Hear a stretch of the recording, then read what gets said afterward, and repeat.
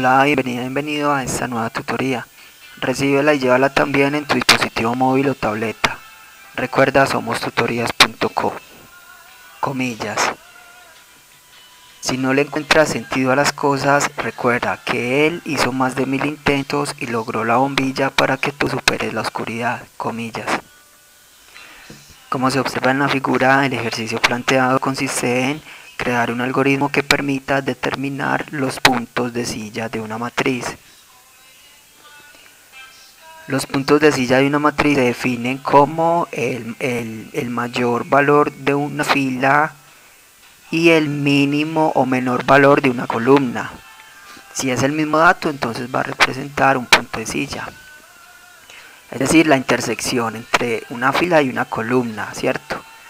Si la intersección entre una fila y una columna, sabemos que es un dato. Si ese dato es el mínimo de la columna, es el más pequeño, pero es el mayor de la fila, entonces va a representar un punto de silla. Planteamos la solución en un programa de 44 líneas.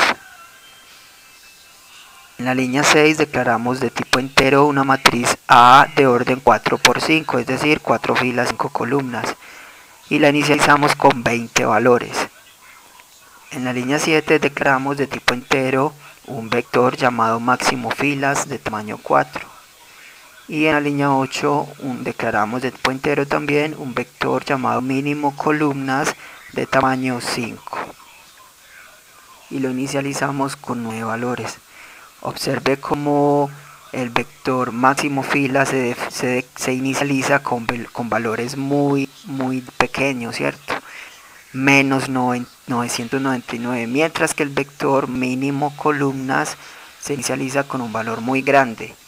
Siempre que usted deba hallar un valor máximo o mayor, esa variable se debe inicializar en un valor muy pequeño, y cuando desee hallar un valor menor, debe inicializar la variable en un valor muy grande, para asegurar así que esa variable se va a actualizar.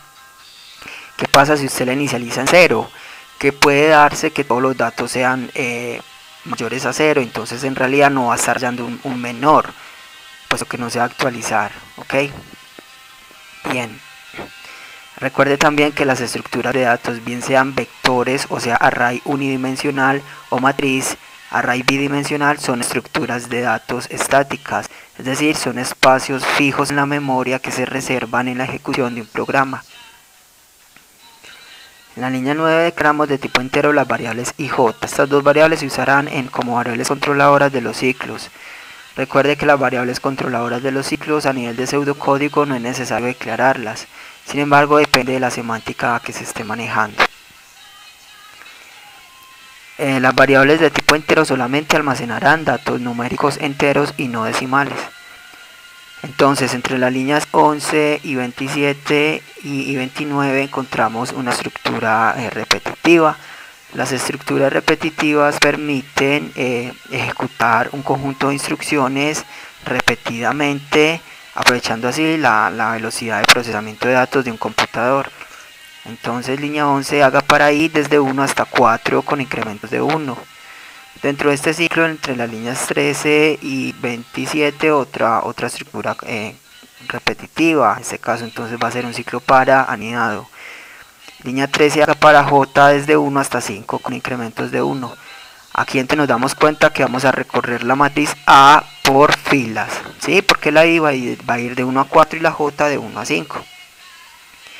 Entonces, entre las líneas 15 y 19 vemos una sentencia condicional. Las sentencias condicionales permiten tomar dos o más caminos alternativos en un programa.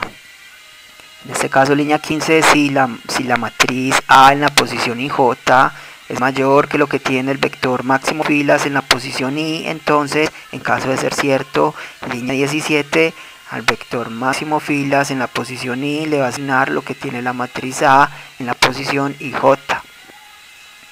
Observe que aquí estamos hallando el mayor valor de una determinada fila, ¿sí? Aquí entonces supongamos que i vale 1, entonces va a preguntar en toda esa primera fila, en la fila 1, entonces va a preguntar si la matriz A en la fila 1, columna 1, luego si matriz A en la fila 1, columna 2, si matriz A en la fila 1, columna 3, así sucesivamente, y va a permitir hallar el mayor valor de esa fila y lo va a arrojar al final, lo va a almacenar en el vector máximo filas, en la posición I.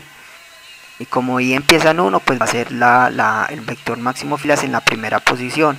Cuando I valga 2, es decir, el segundo ingreso al primer ciclo, entonces ya se va a almacenar en la posición 2 del vector máximo filas el mayor de la segunda fila de la matriz A.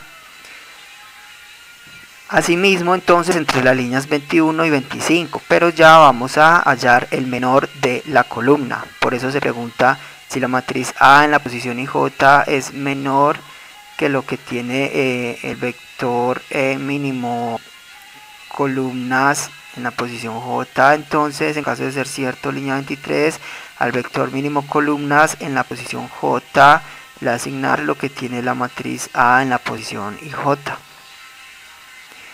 Cerramos la condicional, cerramos los ciclos y entonces ya tenemos el vector máximo filas y mínimo columnas llenos, ¿sí? Lo único que resta entonces es compararlos entre sí. Cuando encuentre un dato del vector máximo filas que se encuentra en el vector mínimo columnas, eso va a representar un punto de silla. Entonces, entre las líneas 31 y 42 encontramos estructuras repetitivas anidadas, la I de 1 a 4, la J de 1 a 5. Y entonces esa primera variable controladora, la de la I, va a permitir recorrer el vector máximo filas, mientras que la J va a recorrer el vector mínimo columnas. Entonces, dentro de ambos ciclos, entre las líneas 35 y 39, la condicional si el vector máximo filas en la posición I es igual al vector mínimo columnas en la posición J, entonces línea 37 imprima punto de silla en la posición IJ. Cerramos la condicional y los ciclos. Esta fue la tutoría del ejercicio: crear un algoritmo que permita determinar los puntos de silla de una matriz. Repasa la teoría, resuelve nuestro test y practica un algoritmo en el tablero. Si esto te gustó o no, te invitamos a discutirlo y a valorar la experiencia de esta tutoría. Recuerda, somos tutorías.co, trinamos como @tutorías, posteamos en Facebook y Google Plus como Tutorías Colombia. Pregúntanos, contáctanos, haz parte de nuestra plataforma.